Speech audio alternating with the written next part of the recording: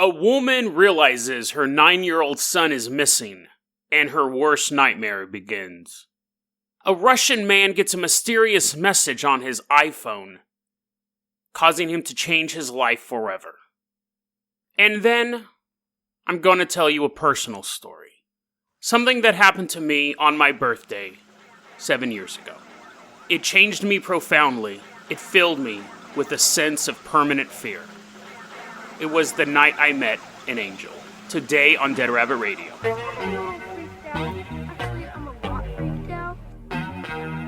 Hey everyone, welcome back to another episode of Dead Rabbit Radio. I'm your host, Jason Carpenter. I'm having a great day. I hope you guys are having a great day too. I'm recording this episode on October 3rd, but it is officially my birthday episode, October 4th. Joker comes out. I've probably already seen that by the time you're listening to this, maybe. And October 7th, new season of The Walking Dead. Tell me that is not an amazing Jason-filled weekend. I also got a birthday card from my mom. I'm going to open this real quick. I'm going to open it a day early. It says, "Happy birthday, son. Real original, Mom. Thanks." That's the top. "Can't look at you without feeling a surge of pride." She put a little exclamation point there. "Can't hear your voice without smiling." She actually listens to the podcast now. She listened to one episode. I'll get into that later. "Can't remember you growing up years without a little tug at the heartstrings." Aww. "Can't let your birthday go by without reminding you how very much you're loved." My mom likes to underline words that are like special. And then, "I love you, son, very much. Praying God's best for you. Love always, Mom. Happy birthday. Enjoy your special day." And then she sent me some Kizash. I'm a baller. Thanks, Mom. If you listen to this episode, I don't know. She listened to the military episode, the military special, and she said, "Yeah, it was really interesting. It was really funny, but I didn't like that comment you made about the Joker doing something in a cake. Because I talked about the Joker would masturbate in someone's cake." She goes, "Yeah, I didn't really like that part because I'm a mom. But I love you, Mom. Thank you so much for your birthday wishes. I always appreciate it." So let's go ahead and move on to our first story. This episode is probably going to be long. It's a birthday special. So first off, let's hop in the Carpenter car. All of these stories today, I'm going to say this too before we get started. All of my stories today, I personally choose them. And I always personally choose them. But these ones, I think, give me a sense of joy and excitement. So let's start off with the story of a missing child. So we're going to hop in the Carpenter copter. We are flying out to St. Cloud, Minnesota. It's September 21st. We're flying over this giant race. This giant 5K, 10K race. So it does both. But you have the 5K, which is the shorter track, and then you can keep running and going on the 10K. We're flying over in our helicopter. People are getting blown away by the rotor blades.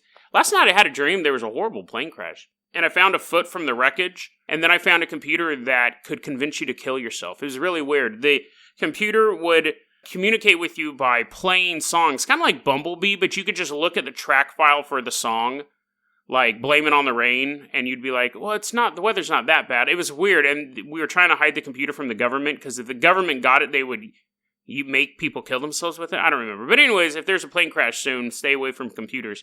We're flying over the 5K. And we're watching this thing. Now, there's this little boy. It's creepy that we're watching this dude. Let's land. We land and we get out. We're standing in the crowd.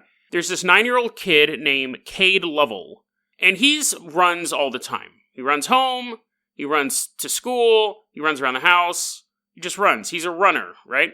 And so he's like, Mommy, I want to do the 5K. And she's like, yeah, sure. Last year you actually won the 5K, remember? And he's like, yippee. So he's this little jock kid, right? And so he wants to run the 5K, and the mom's totally fine with it. But you got like thousands, or it's St. Cloud, Minnesota. You got hundreds of people here, right? And the 5K starts, and Cade Lovell takes off running with all the other competitors. And the mom's waiting at the finish line for him. She's like, has his orange Tang and a camera, or a cell phone instead, because it's the year 2019. And she sees a bunch of slow kids. Now, comparatively slow kids. But she's seen a bunch of kids come, and she's like, that's weird. Where's Cade? He's like the fastest of all these guys. And it wasn't just kids running the 5K. She's seen elderly people cross the finish line before her son. So she starts to get worried, like any mom would. She's like, bear attack? Wasp attack? What happened to this kid? Or more likely, he just fell and scraped his knee. Or more sinisterly, that somebody took him. So she begins trying to ask people, hey, have you seen Cade? Have you seen my son? Have you seen like a 9-year-old boy running around? Nobody has seen the kid. She basically starts running through the crowd. She grabs a runner's number and puts it on her chest, starts running the 5K. She's like, Cade! And eventually the race officials begin putting out the word, hey, we're missing a 9-year-old kid. So everyone's looking for this kid. And that's when it gets back to the mom. We think we just saw your kid, but he's in the 10K. Mom's like, what? He's only supposed to run the 5K. And so she goes to the 10K finish line. She figures there must have been some sort of mistake. She goes to the 10K finish line, and she sees her son running all by himself, and she's like, aw, poor Cade. Like, he totally would have won that 5K, but look, he got blown away by all those adults. He's all running all by himself. Super sweaty, dude. He's hella panicked. Crosses the finish line, and the judges are like, congratulations to Cade, winner of the 10K. He actually was a minute ahead of every other runner in the 10K. And so what happened? The mom finally was asked him, hey, what happened to you? Like, how'd you start running the 10K? I was super worried. And he's like, yeah, I was worried too. What happened was I was coming up to the corner where you're supposed to get away from, so it starts off the same, but at a certain corner, it becomes a 5K. And if you keep going straight, it becomes the 10K. And as I was running, some woman kept going, keep going, keep going, keep going. And she was pointing ahead, and she was like she was like an official volunteer. She had on like the neon yellow shirt that they give out. She's pointing ahead, keep going, keep going. And he goes, I got confused where I'm supposed to go, so I just kept going. And then I won the 10K. I love that story. I love that stuff. I don't know. I think, first off, I think it's hilarious that a kid can be that easily confused and then smoke everyone. Oh, and the reason why he beat all the adults, I also thought this detail was hilarious. The reason why he was running so fast, because he was scared. He was scared because he didn't know where he was supposed to be, and he knew and he said this in a couple interviews, my mom gets really mad when she gets scared. And I figured if I'm scared, my mom must be terrified. So if I don't get back real quick, my mom's just going to get madder and madder and madder. So he just starts smoking these adults, dude, running as fast as he can. He ended up, his time was 48 minutes, 17 seconds. And he's just like straight up Terminator running after a truck full of Sarah Connors. And he gets to the finish line, and she gives him a big ol' hug. And then he went home and took a bath. I don't know why they included that in the article. And sat on the couch or something like that. And then he started running with his friends. So that's the story of Cade Lovell. I love that story. I thought it was hilarious. This next story is another story I just came across. It's the story of a man receiving a true story of a man receiving a mysterious message on his iPhone. This story is currently being litigated in court. Well, it's currently about to be heard by the court. Let's hop in the Dead Rabbit Dirigible for this time. So we're going to take a slow, leisurely journey over to Russia. Mother Russia. And there we meet a man named D. Razmylov. We'll just call him D for short. And that's actually all I have is just an initial. He's currently suing Apple. He walks in the courtroom. Dun dun dun dun dun dun dun dun. But you know, it's so funny. The other day I was looking through the newspaper and I saw the TV guide listings and I'm looking at all the shows and I was like, I miss TV. Like, I miss actually, turning on a TV and having it play shows and advertisements. It's really weird. I have a sense of, because I don't watch my TV, the reception out here sucks, even for an antenna, and I'm not going to pay for cable. But I remember just so much of my childhood and adulthood, really, just getting home from work, turning on the TV, and just having it play and watching shows. Like, even shows like Two Broke Girls or just, garbage sitcoms. I miss that stuff. It's super bizarre, because nowadays I'll just be like, oh, I want to watch a horror movie, I'll just, find something online, or I'll watch it on Netflix, or something like that. Before you would just turn on the TV, and then you'd, be reading a book, and you'd look up, and you're like, whoa, Fallen's playing, starring Denzel Washington, this is dope, and then you'll watch it for about an hour and a half, and then you'll go back to read a book. Yeah, I miss that. It's a weird nostalgic thing. Anyways, so that was a People's Court song, that's why I got into that one. The D walks into a court in Russia, and he goes and he says, Your Honor, here's my case I want to present to you guys. And the judge puts on his little reading glasses, and picks up the paperwork, and he looks at it, and he goes, Is this serious? Is this true? This isn't a joke, right? And D's like, Nope. No, it is not, sir. So what happened was D bought an Apple iPhone. And that was his first mistake. His second mistake was he downloaded a cryptocurrency app. So he downloads an app onto his phone that was approved by the Apple Store, by the iOS Store, whatever it's called. And he's using the cryptocurrency app, and he gets a message. And it says that he's received, this is 100% true. I was looking for it. I'm like, is this from Pravda or something? No, there's a court filing on this. This guy gets a app, and he gets a message on the app sending him 69 gay coins. That's the actual terminology. It's not that they were coins that happen to be gay. It was like, you have BitBucks, or what's the real one that people always freak out because it's not worth anything anymore? What's that thing? The stuff, it's invented by the Japanese guy who doesn't exist. Everyone always talks about it. It's a leading Bitcoin. So anyways, he gets these gay coins. Just one word, gay coins, right? And there's an English message included with the 69 gay coins that he got. And it says, "Do not judge, do not try." I have no idea what that could mean. Honestly, I've tried thinking about it. And this is plausible the way he came up with it. But he saw that as meaning, don't knock until you try it. So like, don't judge it until you try it. Just the terminology is so weird. Do not judge, do not try. So apparently Yoda is sending out gay coins from a gay bar in Dagobah. So anyways, Yoda's sending that out. D gets this message, don't knock until you try it. So this is what, imagine you get that message. If you got this stuff, if you got 69 gay coins from an anonymous user, hey, and all they said was don't knock until you try it, what would you do? I would go, my first assumption would be, these coins must be for some other sort of app saying, hey, don't hate the game until you try it. Try out Gay Quest. Put in a gay coin and you get like an extra man on Gay Quest or something like that. I would assume it was something like that. D here said, I thought, this is an actual quote, I thought, indeed, how can I judge something without trying it? And decided to try same-sex relationships. So this guy is suing Apple because he says that Apple made him gay. Here's another quote from him. I can say after the passage of 2 months that I mired in intimacy with a member of my own sex and can't get out. I have a steady boyfriend, and I don't know how to explain it to my parents.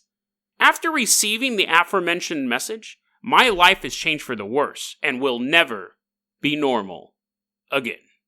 So he gets this message. He gets 69 gay coins and a message saying, don't knock until you try it.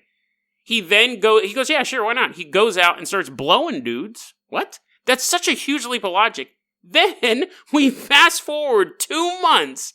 He apparently likes it, does it for 2 months, has a boyfriend, which is very, very quick time to settle down, dude. Like, you gotta play the field for a bit. Gets a message 2 months later, he has a boyfriend he can't break up with. He can't break up with this dude. He's keeping this lifestyle from his parents. I'm assuming he's keeping his boyfriend in the dark about this lawsuit. And then he goes, my life is totally screwed up. I will never be normal again. And I can almost guarantee after he filed his paperwork with the court, he went back home to his boyfriend. So he's making choices to stay with this guy. And I wonder if he still has 69 gay coins in his account. So apparently some people are so easily persuaded that if I showed them a picture of a balloon and said, don't knock until you try it, they will bang the balloon. And of course it's easy to say this guy was probably gay or had gay leanings before he got the app. But who knows? I think I could see someone going, yeah, you're right, don't knock until you try it, and then going out for a weekend and banging a couple dudes and being like, yeah, it was okay, but it wasn't really for me. Versus you're dating another man, and then you go, I need to sue Apple. The whole story's hilarious to me. Whole story. And you could say maybe the app did brainwash him, maybe there is some computer conspiracy around here, the Apple wants to turn people gay, maybe. But my favorite part of this story, he's suing them for pushing him towards homosexuality. He's suing them for moral suffering and harm to mental health. He's suing Apple for 1 million rubles, which in real money is $15,300. So first off, how much is your sexuality worth to you? Like if somebody forced you to change who you're attracted to, is that truly only worth $15,000? But also, how busted does your economy have to be? How absolutely ruined is your monetary system that 1 million of your money equals the same amount that a 18-year-old kid working at McDonald's for a year makes? How bad is your economy? Because when you read 1 million rubles, think about how much room that would take up in your house versus the kid I order a Big Mac from, and he can't even get my order right. I did not know Russia's economy was that bad. Someone's like, I'm a millionaire. Whenever I read it now about these Russian oligarchs, these Russian billionaires, I'm thinking, oh, they probably make as much money as, like, a contractor in America. But anyways, the moral of this story, the moral of the first story was, if someone keeps telling you, keep going, you can do it. Don't stop. Stop. Because if you keep going where they want you to go, your mom's going to be mad at you. That's the moral of the first story. The moral of this story is, 1, leave Russia because their economy sucks. 2, be careful what apps you open, because there may actually be a secret app out there that can change your sexuality. And if they do, you'll only get $15,000 for pain and suffering, or in Russia's case, 1 million rubles. Let's go ahead, and you know what? And actually, I want to go ahead and do a Dead Rabbit Recommends right now. Now, I'm only going to be able to get away with this one on my birthday. I know that. It is a horror movie, in a sense. And you guys are going to be like, I'm never watching that, Jason. I'm never going to watch that. A couple years ago, Disney Channel made a movie called Disney's Zombies. And I watched a lot of that stuff. I watched a lot of it back when I was a babysitter. I watched like Sweet Life of Zack and Cody and really got into that. And I remember once, I think I told you guys the story, I went on a date with a Mormon girl, but the dad wouldn't let us actually go on a date the first couple times, so I would just go over to her house and her mom would make me cookies and we'd sit on her couch and we'd watch television with the dad. I'm in my 20s at this point. I'm like 24, 25. I think she was like 19 or something like that. But anyways, the point is that I remember the first time I went over there, and I sit on the couch. The dad's like, you guys can't go out. You guys got to sit down and watch television with me. And I was like, yeah, fine, whatever. I'm eating cookies. I really don't care what we're doing. I'm sitting there. I'm eating cookies, and they put on this Disney Channel. I think he was doing this to like get rid of me. He turns on the Disney Channel, because they were Mormons, so they had like 15 kids. They put on the Disney Channel, and there was a bunch of other little kids running around. And he turns it on, and I'm watching it, and within 5 minutes, I was laughing so hard. I don't remember what the movie was. It was something to do, it wasn't a switching body one. It was some scientific gadget that had been created. I was laughing so hard, I was spitting cookies out of my mouth. I thought it was hilarious. And I remember after the date, I said, hey, I gotta go. And I remember watching more Disney Channel movies after that. And a lot of them are actually pretty funny. Most of them are kind of weak, but a lot of them are pretty funny. The one with the kids who built this machine that allowed them to go back in time, and they were driving they wore the clock stoppers. They would wear these special suits to hide their identity, and they'd go back in time to prevent kids from getting embarrassed. It was interesting because they're basically vigilantes, but it's in a high school and it's a Disney Channel movie. So instead of fighting crime, they're fighting kids getting spaghetti on their dress. Really well put together story. And I've watched a lot of those. So I was excited, and I love zombies, and I enjoy Disney Channel movies. So I was like, this is going to be a train wreck. Descendants, I don't like. I don't like a lot of the newer stuff, but I was like, this movie's going to stink. So it was a musical about zombies and humans going to high school together. Train wreck. I put it in. It might be one of the most bizarre movies I've ever seen. Structurally, it's weird. What's weird about it is it's a well-made movie. There's and I have a low bar for that, but there are things like establishing shots and you're introducing characters in the right order, because I watch a lot of bad movies, so you notice when that stuff is missing. Characters have clear motivations, but what's interesting is that character will start off with their character arc, and then they will come to a realization, and then they'll make a different decision than you would have made. And that happens constantly, so you don't understand why the characters are doing what they're doing. But when you step back, it makes sense for the character. Everyone comes to a crossroad in their life. And if someone was watching you and they'd go, oh, that's weird, I would have made a different decision. But we're so used to seeing the right decision made, especially in a movie, especially by main characters, that it would be like if Luke saw Aunt Beru and Uncle Owen burned and he's like, and just walked away. And you would have a different movie at that point. You would have them go, no, you got to come back. And he's like, nah, I'm fine. And then he would be a true reluctant hero.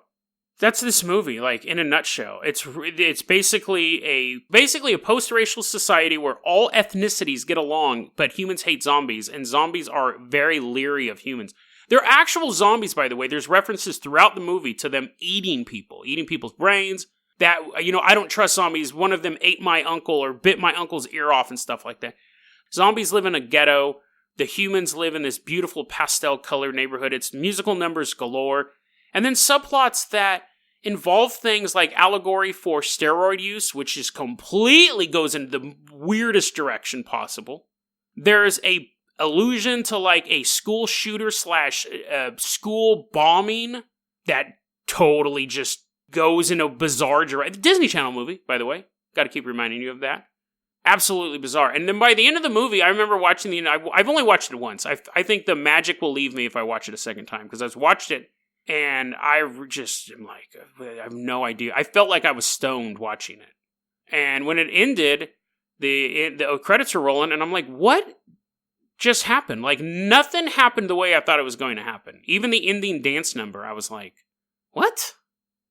It's absolutely mind-boggling. Great movie. So if you're looking for something, it's horror because there's zombies, and it would be scary if you were 6. If you're looking for an unusual movie to watch this weekend, see if you can track down Disney Zombies. You can get it on DVD, but it's just a really bizarre movie. And the couple of the other movies I've recommended are kind of like those quiet horror movies you just kind of want to watch alone. You don't want to watch Deep Down with a bunch of buddies because it's just kind of a weird solo movie. That's what this movie is too. This isn't a movie you want to put on in the background at a party. If you really want to appreciate it, you kind of want to put it on and watch it. So you can, like, just weird dialogue choices. It's just so bizarre. There's a black coach who, and I don't want to keep talking about it, but there's this black football coach. The main zombie, Zed, wants to join the football team. Black football coach. And when they're talking about him joining the football team and they show the coach, I go, oh, it's going to be a thing like, I understand the struggle. Like, my uncle tried to get in, my great-grandpa tried getting into Louisville A&U and he couldn't play, but I understand. No, the coach is like, I don't break barriers, I follow trends, I'm not going to take a chance on anybody, I'm not that type of guy. So he actually acknowledges, in a way, the Remember the Titans story. He acknowledges that it would be groundbreaking for him to have someone of a different race on his team, but he's flat out refusing to do it. It would have been one thing if he says, no, son, you're not good enough. You got to get better. But he acknowledges the fact that there is like racial animosity between humans and zombies, and that's why he won't put them on the team. And you had a black coach delivering those lines, and I'm like, what is going on with this movie? So bizarre. I don't like to use the word post-racial a lot, but that's almost the only way you can describe the setting for this movie. It's absolutely bizarre. Again, he didn't have to acknowledge the race, and I wouldn't have even thought twice about it, but the fact that he started saying, no, you're a different race, so I won't put you on my team, even though I'm a different ethnicity, and I used to not be able to even be in a school, I'm not going to break barriers. That's not the type of guy I am. And then the zombie starts doing basically steroids, and the coach lets him on the team. Absolutely bizarre movie. Absolutely bizarre movie. And actively defends him from investigation. It's so weird, man. Okay, let's go ahead, though, and move on to a story. A story that I actually mentioned, I mentioned it quite a few episodes ago. I think it was like season 4 finale or something like that. And I actually was planning on saving this one until the end of the show. I thought, you know what, I'm not going to tell this story until I cancel the show, or until the show ends. But then I thought about it, and I thought, this is actually the perfect time for a couple reasons. One, it happened on my birthday. 2, it happened 7 years ago on my birthday, and with the whole time reset conspiracy that we talked about a couple episodes ago, which is hilarious now that it's passed, people online are like, well, how come my life didn't reset? Because it was fake, dude. Like, you have to get a mental filter for this stuff. But I thought, it's been 7 years, the story takes place on my birthday. Let me tell you the story. I had moved up the previous year, so we're in Hood River. We're in the sleepy little town of Hood River, Oregon. I moved up here in October of 2011. It is now October 2012. And I'm up in my bedroom, looking down at Wasco Street, the creepiest street in the world. And I do a lot of birthday stuff by myself. Like this year I'm going out to go see Joker. I did get a couple of my local buddies, Eerbud, he listens to the show, and then my buddy Jacob. We're all going to go see Joker. But a lot of times I spend a lot of time by myself, and I really enjoy it. And so that birthday I was spending by myself at night. And I am super excited because I saw that the new horror movie, VHS, is on television. And I was like, that's weird. I didn't even know that movie was released yet. But it was on like Shudder, or it was on some horror channel. So I was like, oh, that's awesome. So I'm going to watch VHS.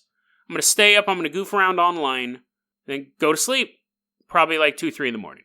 And so I'm sitting in my big comfy recliner, and I turn on television. It's probably like 9 or 10 o'clock at this point. I turn on television. I start watching VHS. I was really, really into this horror anthology movie. I used to watch a ton of horror movies, a ton of them. I'm watching it, and I watch the first segment, and I go, oh, that's pretty good. It's about like a vampire succubus or something like that.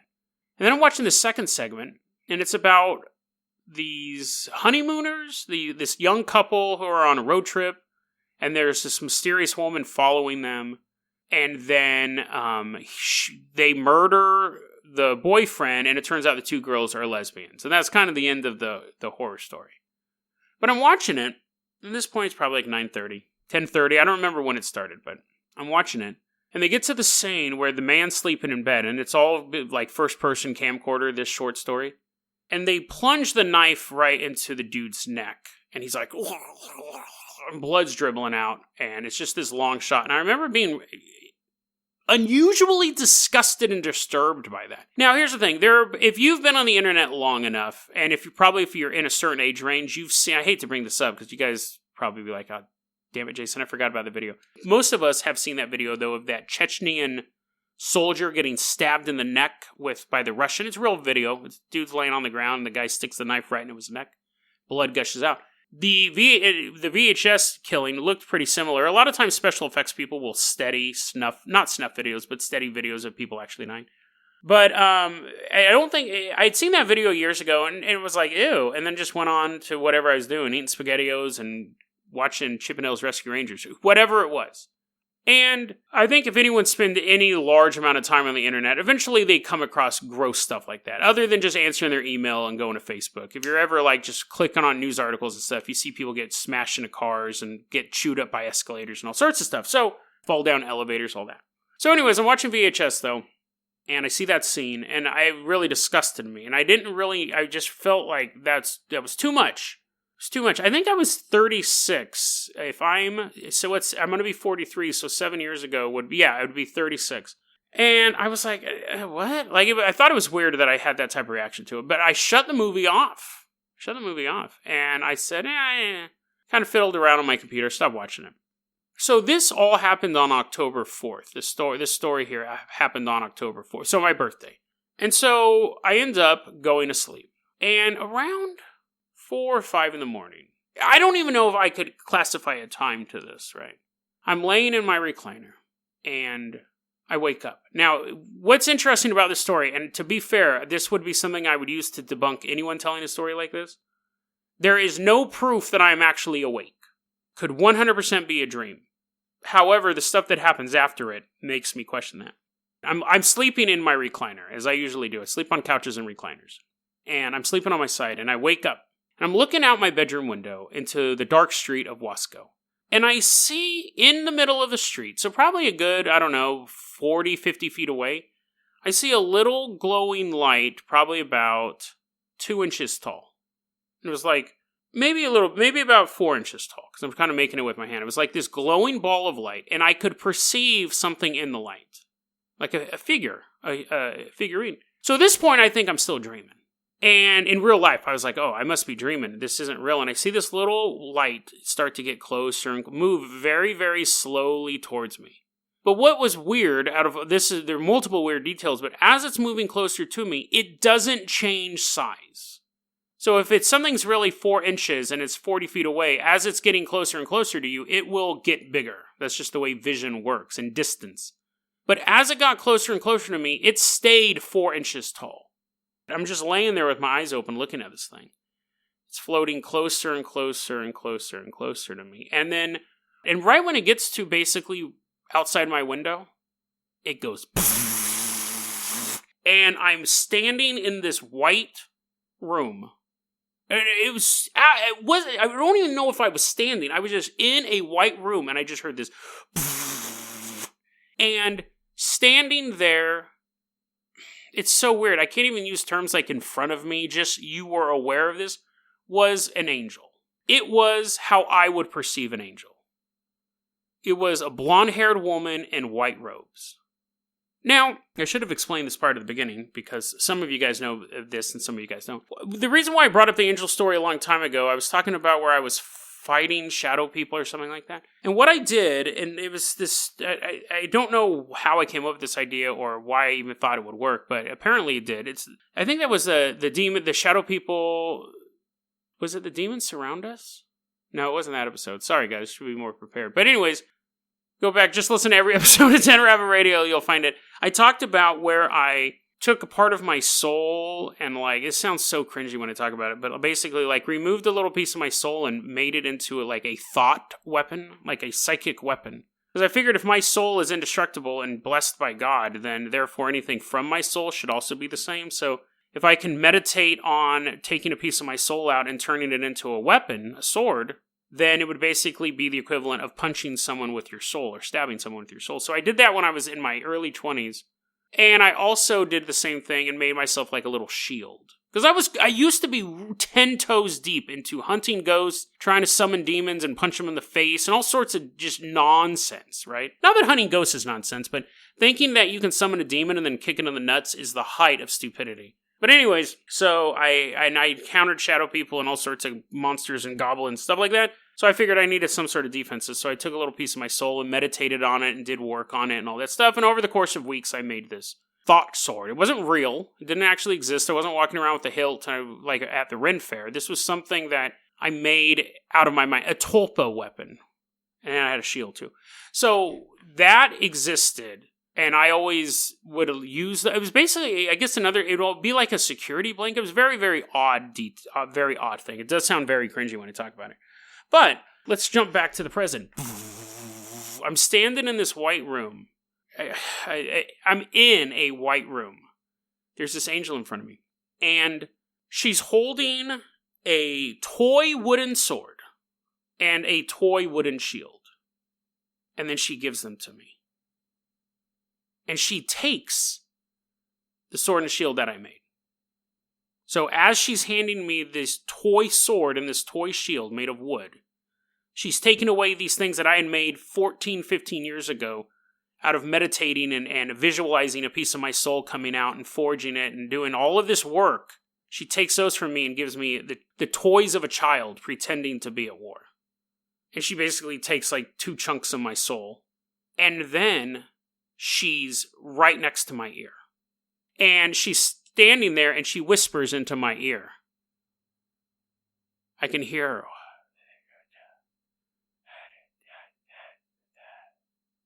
And then I'm laying there on my recliner. And the sun's coming up. I remember I told that story to Lana and she goes, well, what did the angels say? And I go, I don't know. I don't remember. I tried remembering immediately what the angel was saying to me, whispering in my ear. I have no idea. And I've gone over that event a lot. And you're like, well, that's weird, Jason. Just had a dream. We're just getting started. Well, we're almost near the end. We're not just getting started, but I've tried figuring out what that encounter meant over the years. It terrified me so much, I didn't want to be alone on my next few birthdays. I was afraid it was going to come back.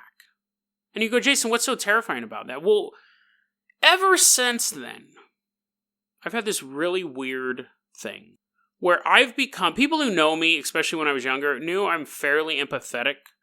But nowadays, it's almost paralyzing sometimes. When I'm reading the newspaper, I kind of mentioned this in the military episode when I was talking about the ISIS soldiers getting blown away. I said, guys, listen, I know these people have families and mothers and fathers who love them and first loves and stuff like that, but they're bad guys. And then I go on to proceed how the British dude just blows their heads off with a shotgun.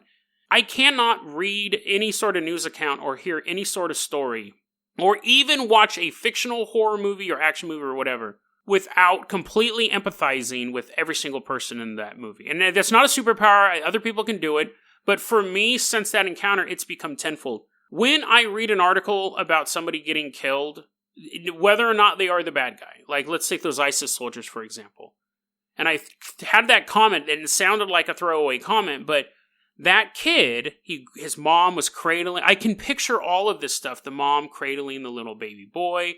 Him getting his feelings hurt at school one day and kind of throwing rocks against the car and then someone out getting in trouble. His first kiss. His first love. When he feels the sun on his face.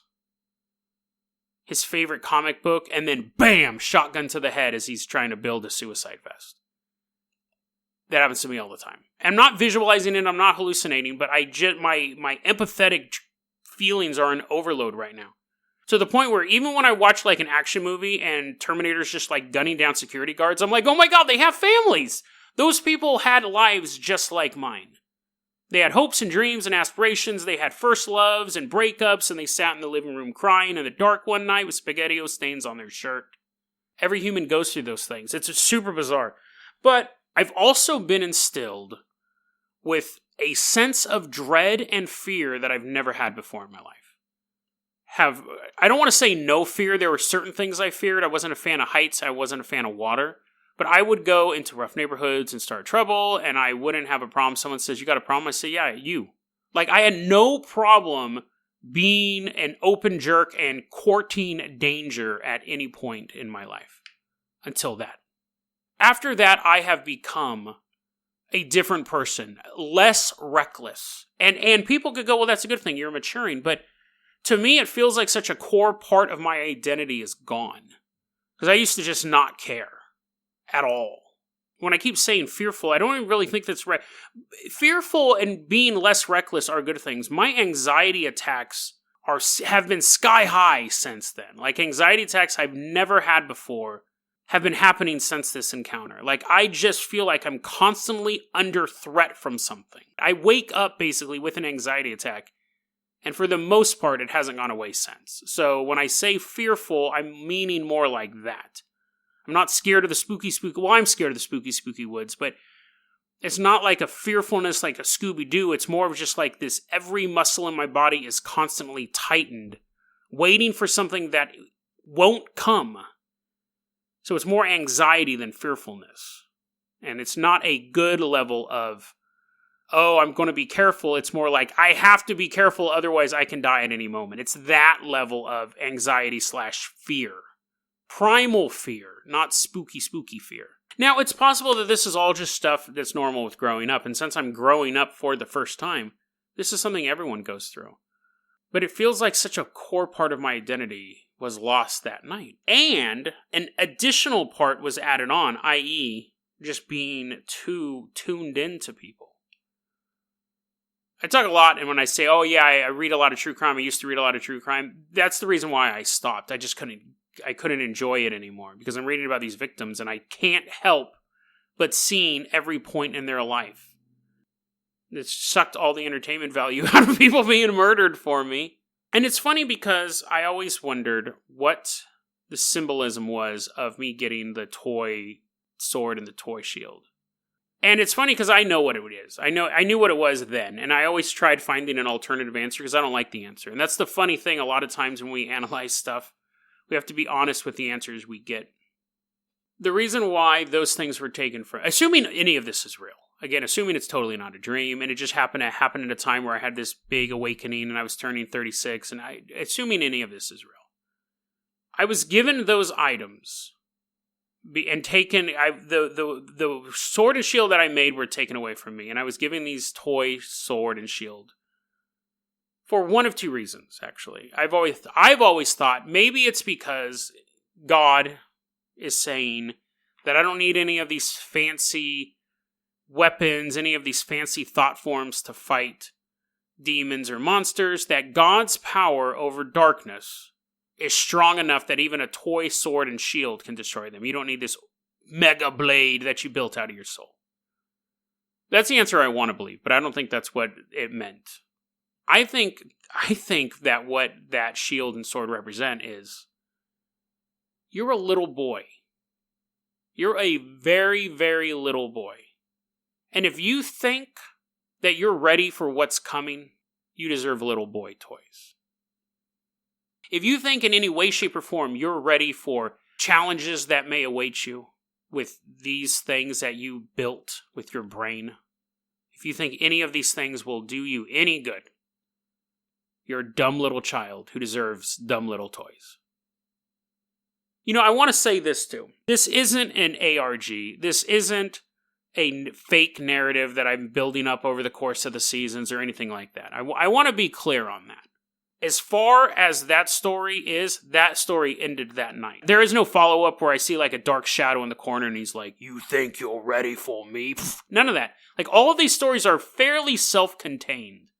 I don't want you to think, oh great, he's building up to some big narrative that at the end, if we donate to his Patreon, he can fight Golorth or whatever. No, these are all just kind of independent moments in my life. But I think that that's why I got the toy sword and shield. That I think of myself as kind of this big bad warrior guy, but I'm just a little boy. And it's funny because that's the first time I've said that out loud, and now that I think about it, that would make me fearful. If I thought I was this big bad rough street fighter tumbler dude because I've gotten in a few scrapes, but none of that is there's nothing that has happened in my life that's preparing me for what may come in the future. And that would make you fearful, actually. I never thought about that. Being told that you're not ready would make you fearful. So I wonder if those two things were connected. Yeah, I never really made that connection. Because I've only told this story to maybe like 3 people. I told it to Lana. I told it to Jenny. I think maybe only 2 people. If it was a dream, it was a life-changing dream, and people have those. And people may say, Jason, you're actually a better person now because you're less reckless. I'm definitely a different person than I was October 3rd, 2012 to October 4th, 2012. I'm different. My thought patterns are different. The way I look at the world is different. The way I look at myself is different. Could just be a normal factor of aging. Could be that I was visited by an angel. And other people have encounters with angels, near-death experiences and stuff like that. I thought, yeah, what if I had a near-death experience? What if I had a heart attack or something and this was my second chance? I don't know. People's personalities tend to change after near-death experiences, but other people have told me stories, and I've read stories about people seeing angels and their lives changing for the better. But I don't really look at it as the better. I just feel different. The empathy is almost crippling.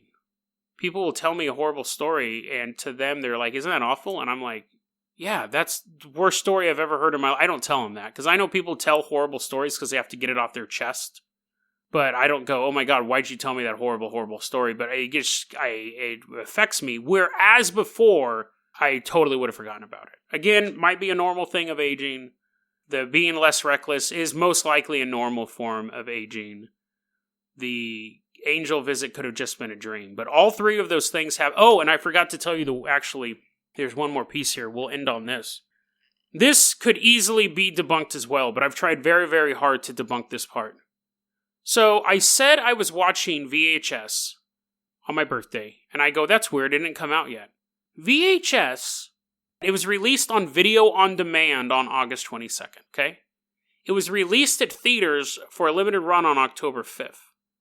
According to the internet, it was never shown on cable television unless you did your video on demand. It was not shown. It wasn't even released until the next day.